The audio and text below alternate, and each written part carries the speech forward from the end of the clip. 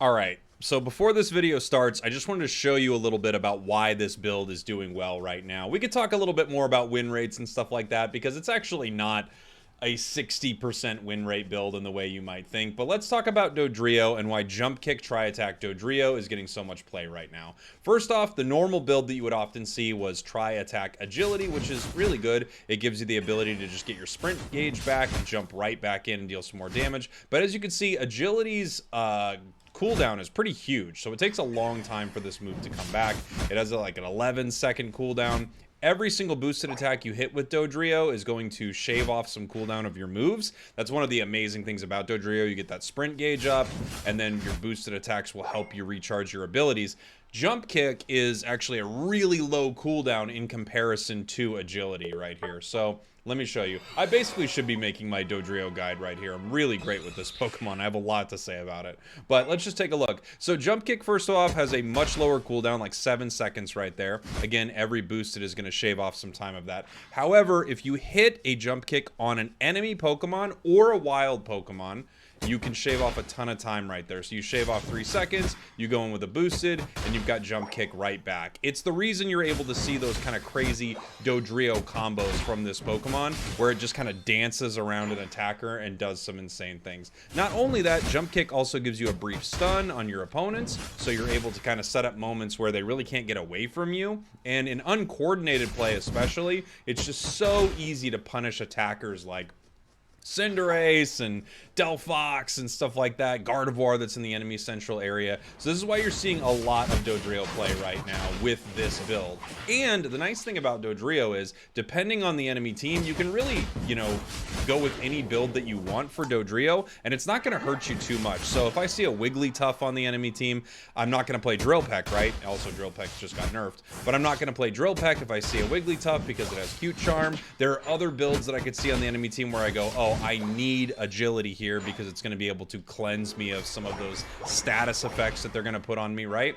But jump kick try attack is doing so well just because of that combo. And also, something to notice is once you hit level 13 with jump kick, you're just like, the cooldowns are already insane, and you also get another huge stun on this. So if you look at the stun time on this doll right here, it's basically stunned the entirety of the cooldown of jump kick until jump kick comes back. So they're stunned, you jump kick again. It's just a crazy, crazy combo. You pair that up with a Unite move where you blast in, boosted, jump kick, jump around, blast in, boosted again, jump kick again. You can just do some insane stuff with the bird. There are builds that you don't want to run into, right, with this, but when you notice that the enemy team is a little squishy, and they're also the kind of enemy team that doesn't have a lot of crowd control, that's when jump kick try attack can just be so incredibly good. Here's a little jump kick try attack Dodrio match for you. I hope you enjoyed this, and I hope you enjoy this little, not even that little, explanation beforehand as to why this build is doing so incredibly well. I love you. Yeehaw to you and yours. Enjoy some bird. Was the matchmaking always this bad? No, there are times where it's worse than others, but for whatever reason, they've done something. They did something in EU a couple seasons ago, and they've done something, at least in parts of NA this season, although people have been telling me that they've had like matches that they've looked up that are kind of exactly the same from other regions. But they're doing something where your MMR is weighted in a way where you should not be in these games, but they think you should based on your MMR. They're like, yeah, this is the right game for you. Which is not the case, but it is what they're placing you in.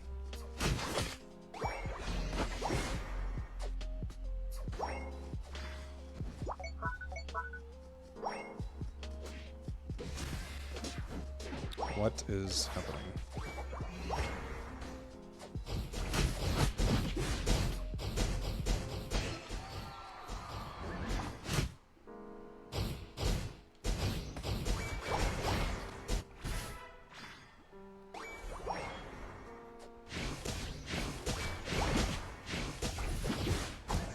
Fine, you can chase me.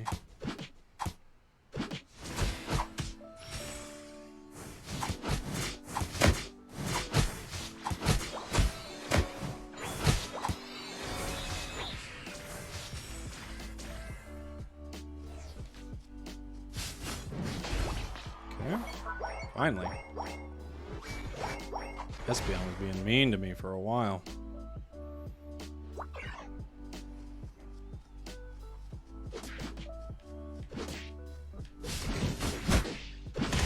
Oh, he got me. I thought I would get him. He got me. You had a 42% win rate in Talonflame in a match where I had 63%. Yeah, it's normally they pair you with some wild stuff, but it usually happens the higher you get into a season. This season it's happening right at the start of it. Because probably like that previous season, they're not resetting MMR. So players that have low MMR are getting some really good games, and players that have high MMR are getting some really bad games.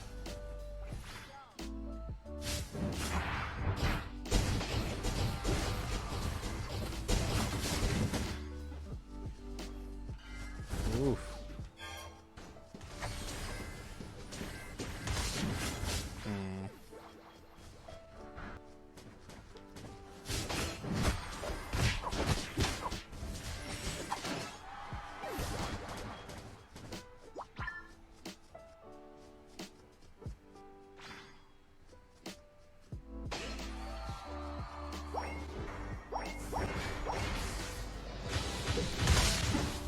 Yeah. Zeraora is not going to be too fun. Are they on Regice already? They could be. They are.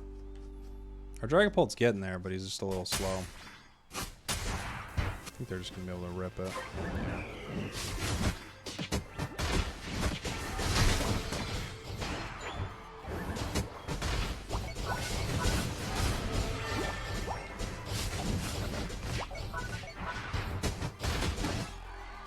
Okay, nice double KO, buddy.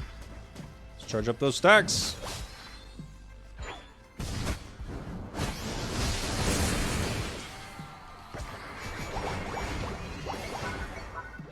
We got 6.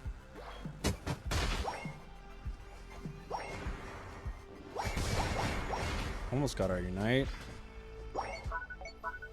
Top's gone. We can maybe get there and get our Unite. It's gonna be cutting it close though. Yeah. They already kind of had that one ready to go. Oh my gosh, I'm dead. Yep. I'm dead. Oof, we didn't stop that. And they're gonna break. Bummer start. It's a good fight for them.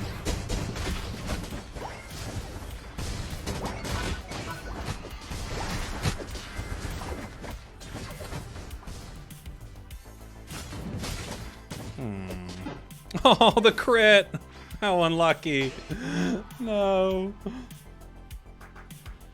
What's your take on duos and trios? Is Chris right for hating on them? Well, it makes the games, it takes games and moves them further and further outside of a solo player's control. So duos and trios are really fun because you get to play with allies that aren't crazy, right?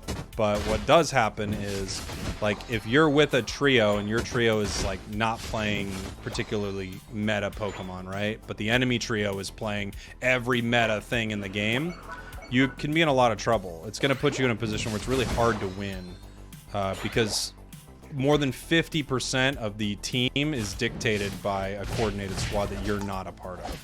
So it's not the most ideal thing. Oh my gosh, how did that not get the KO? So it's not the most ideal thing. For a solo player, it's kind of a mess, you know?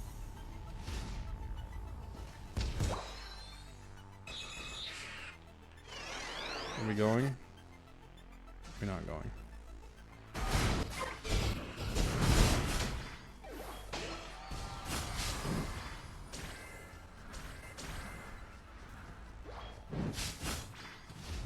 They're still here.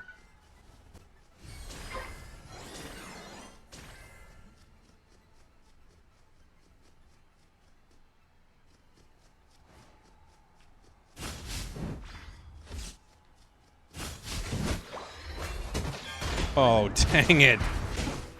What timing for Dragapult to land on my head? My goodness gracious. How unlucky. What are the odds? Who knows? Because he definitely didn't know I was there, you know? He was just flying in when I was flying in.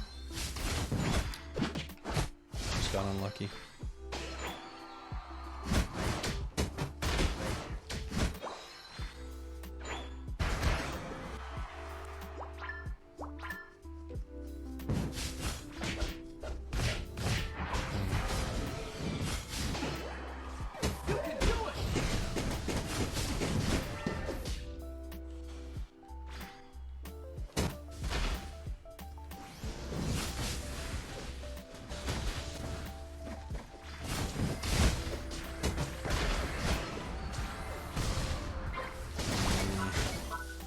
They still get it.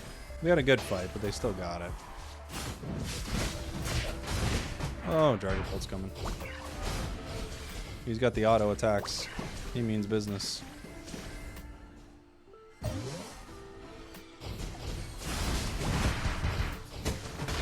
Man, he's on 1. Like -1.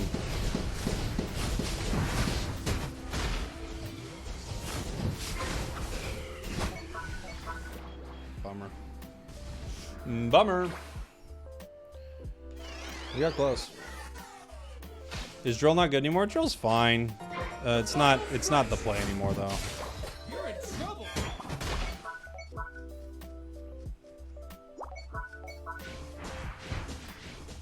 Tri-Attack's been good for a while. People just didn't know how to play it. Now I'd say it's probably the call though.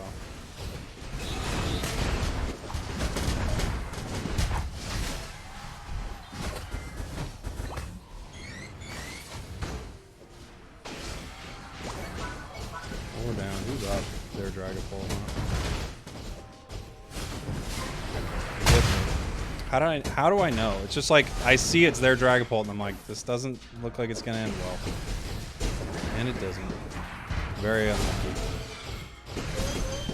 He literally wipes our whole team. Wow. You can't make this up.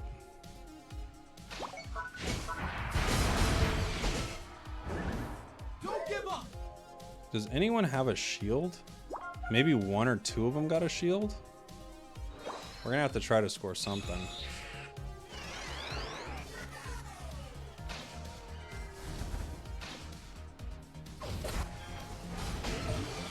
Yeah, that's good for us. Espeon should not be doing that. Oh no. Jeez. It's Serena versus Clefable all alone.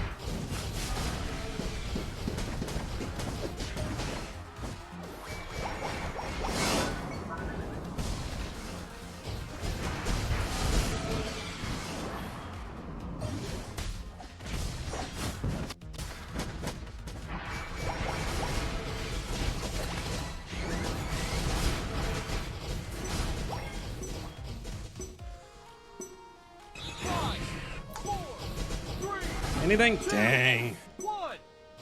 It might be enough. I was trying to get a little more in there. It wouldn't be that bad. Ooh, we got it. It wouldn't be that bad if Dragapult stole it, but it was that Dragapult stole it and KO'd the entire team just by pressing the A button. 145,000 damage from the enemy Dragapult. Jeez.